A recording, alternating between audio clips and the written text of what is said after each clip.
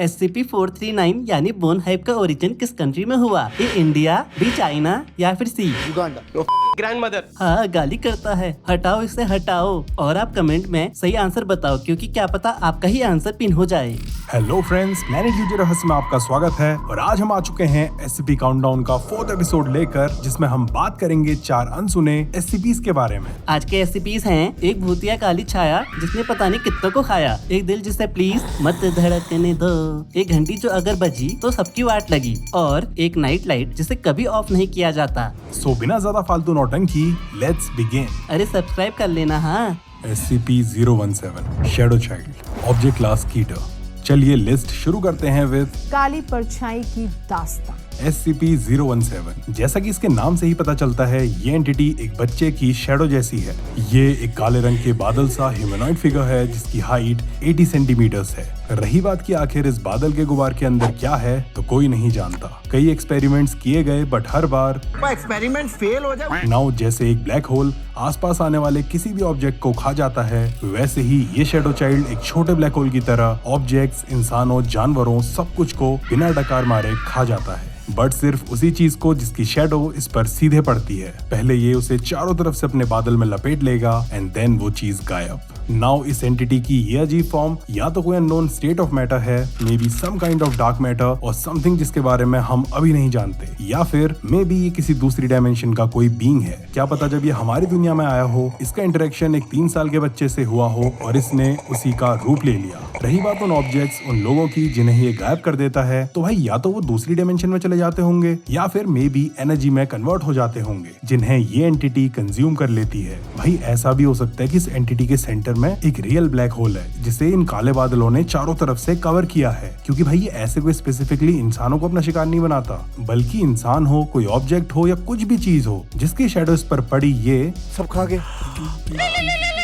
भाई मुझे तो डर है कि ये जिंदा ब्लैक होल एक दिन पूरी अर्थ को ना खा जाए। SCP-513 अ काउबेल, ऑब्जेक्ट क्लास यूक्लिड। वो घंटी ओमी की जिंदगी की आखिरी घंटी थी, क्योंकि उस आंटी के दरवाजे की घंटी थी। SCP-513 जिसने बजाया उसे SCP-513-1 ने पागल बनाया। SCP-513 एक पुरानी सी जंग लगी हुई सिंपल बेल यानी घंटी है। नाउ इस बेल पर कोई भी निशान, मार्किंग्स कुछ नहीं है, जिस वजह से इसकी मैन्युफैक्चरिंग, इसके ओरिजिन के बारे में कुछ भी पता नहीं चल पाया है, और मिस्टीरियसली इस पर लगी रस्ट को साफ भी नहीं किया जा सका है। नाउ जब ये घंटी फाउंडेशन को मिली थी, तब इसके अंदर का घंटा साइड से चिपकाया हुआ था, साथ ही साथ इस पर एक पेपर भी चिपका हुआ था जिस पर लिखा था, तुमने इसे देखा है, अब ये तुम्हें सुन सकता है। तुमने इसे छुआ है, अब ये तुम्हें देख सकता है।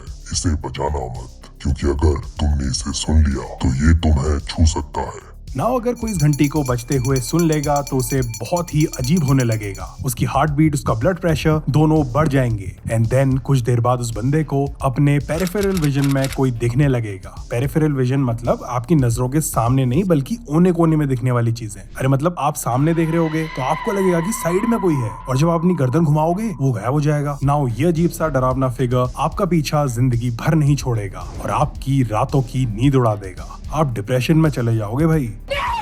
क्या हुआ?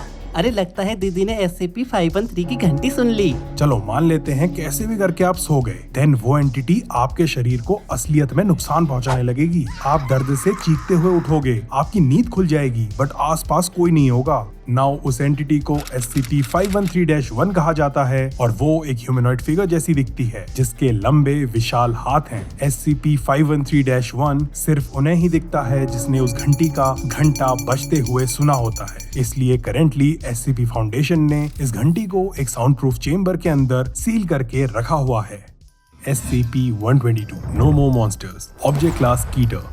SCP-122 एक बच्चों के कमरे में लगने वाली नाइट लाइट है जिसका डिजाइन एक स्टार जैसा है। इस लाइट पर किसी भी कंपनी का, किसी भी ब्रांड वगैरह का नाम नहीं लिखा हुआ है। नाउ रिपोर्ट्स के अकॉर्डिंग जब इस नाइट लाइट का स्विच ऑफ होता है, ये बंद होती है, तब ये लाइट अपनी जगह से 500 मीटर के रेडियस में मौजूद लोगों को सुला देती है, वो भी सीधे रेम स्लीप में, जिस दौरान वो लोग बहुत ही गहरी नींद में चले जाते हैं। कब तक? जब तक उस लाइट को ऑन नहीं किया जाता। नाउ नींद के दौरान उन लोगों को डरावने काले शेडोई ह्यूमनॉइड फिगर्स दिखने लगेंगे जिन्हें SCP-122-1 कहा जाता है, और ये एंटिटीज ज्यादा से ज्यादा लोगों को SCP-122 की उस बेहोशी वाली नींद से एक्सपोज करने में लग जाते हैं, क्योंकि जैसे जैसे लोग बढ़ते रहेंगे SCP-122 का वो 500 मीटर वाला रेडियस भी बढ़ने लगेगा। टेस्टिंग से पता चला है कि इस SCP का असर मैक्सिमम 2.7 किलोमीटर तक फैल सकता है। बाय द वे, ये SCP-122-1 के इंस्टेंसेस लोगों को सुलाने के लिए आसपास मौजूद चीजें भी यूज करते हैं, जैसे नींद वगैरह की गोलियां, तकिया, बिस्तर, रजाई, फ्लफी कंबल, इवन लोरियां भी बजा देंगे ये, और आपके फोन में गुड नाइट स्लीप प्लेलिस्ट भी बजने लगेगी।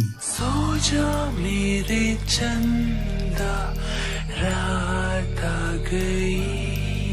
करेंटली SCP-122 को साइट 19 में कंटेन किया हुआ है, जहां एक सिंगल पावर स्विच है जिसमें ये 24 घंटे लगातार प्लग्ड इन रहता है, और बैकअप के लिए इन्वर्टर से लेकर जनरेटर फाउंडेशन ने सारी जुगाड़ें करी हुई हैं। Now you might be thinking कि नींद में तो दिखते हैं ये SCP-122-1 के इंस्टेंसेस, क्या ही जो बिगाड़ लेंगे? तो भाई इंसिडेंट 122-1 के बारे में जानते हो, जिसमें 11 SCP-122-1 एंटिटीज कंटेनमेंट तोड़ के भागी और कई साइट पर्सनल्स को मौत के घाट उतार दिया और कईयों को घायल कर दिया। देन इसी के बाद SCP-122 को कीटर क्लास ऑब्जेक्ट में अपग्रेड किया गया था। SCP-058 heart of darkness object class Keter. सही में अगर मैं कहूँ कि ये दिल कुछ ऐसा दिखता है, और till date 149 class D personnels और 14 SCP एजेंट्स को मौत के घाट उतार चुका है, तब भी नहीं बंद करवाओगे इसका धड़कना? बिल्कुल रिस्क नहीं लेने का। SCP-058 also known as heart of darkness एक बहुत ही अजीब तरह का जीव है जो दिखने में हमारे हार्ट जैसा दिखता है, बट इसके 4 पैर हैं और 4 ऑक्टोपस जैसे टेंटिकल्स हैं जो रेजर ब्लेड से भी तेज हड्डियों से कवर्ड हैं, और इन्हें ये 320 किलोमीटर/आवर की स्पीड से पटक सकता है। मतलब इंसान को तो बीच से फाड़ देगा भाई अपने टेंटिकल से। इसके अलावा इसके पास एक बिच्छू जैसा जहरीला डंक भी है। चलिए आगे जानते हैं कि आखिर क्या है इस बिच्छू का खेल। ये आदमखोर विशाल कीड़ा गजब का फुर्तीला है और 90 किलोमीटर/आवर की स्पीड से आपका पीछा कर सकता है। भाग पाओगे इतना तेज? और हाँ, दीवारों पर, उल्टी छत पर, कहीं भी कभी भी दौड़ सकता है ये। नाउ SCP-058 हल्के में ही बोली जाता है और बवाल मचाने लगता है, इसलिए इसके पास बड़े आराम से जाना पड़ता है, चाहे फिर इसे कंटेनमेंट सेल में ही क्यों ना रखा हो, वरना ये मौत का नंगा नाच शुरू कर देता है। मोर ओवर SCP-058 इंसानों की आवाज में भी बोलता है। कैसे, किस ऑर्गन से, ये अभी तक पता नहीं चल पाया है। वैसे इसकी आवाज एक बड़े ब्रिटिश आदमी जैसी है जो थोड़ी सी तोतली और काफी गहरी है। ये लगातार बोलता रहता है, फिर चाहे आसपास कुछ भी हो रहा हो। इवन जब ये किसी पे अटैक भी कर रहा होता है ना, तो बिना हाफे उसी नॉर्मल वाली ब्रिटिश एक्सेंट में उल जलूल बोलता रहता है। करेंटली SCP-058 को SCP फाउंडेशन ने कैद किया हुआ है और हर तीसरे दिन इसे एक पूरी जिंदा काऊ खाने के लिए दी जाती है। वहीं 24 घंटे इसकी आवाजों को भी रिकॉर्ड किया जाता है और किसी भी इंसान को एक बार में 30 मिनट से ज्यादा उन आवाजों को सुनने के ऑर्डर्स नहीं है। भाई ये इतना खतरनाक है ना कि सीधे ऑर्डर्स हैं। अगर इसने कंटेनमेंट ब्रेक की, ये भागा, तो ज्यादा झोल झमेला नहीं, चुपचाप उस साइट पर न्यूक्लियर बॉम्ब फोड़ दो। तो फ्रेंड्स, ये था SCP countdown episode 4। Hope you enjoyed the video. Thanks for watching the video friends.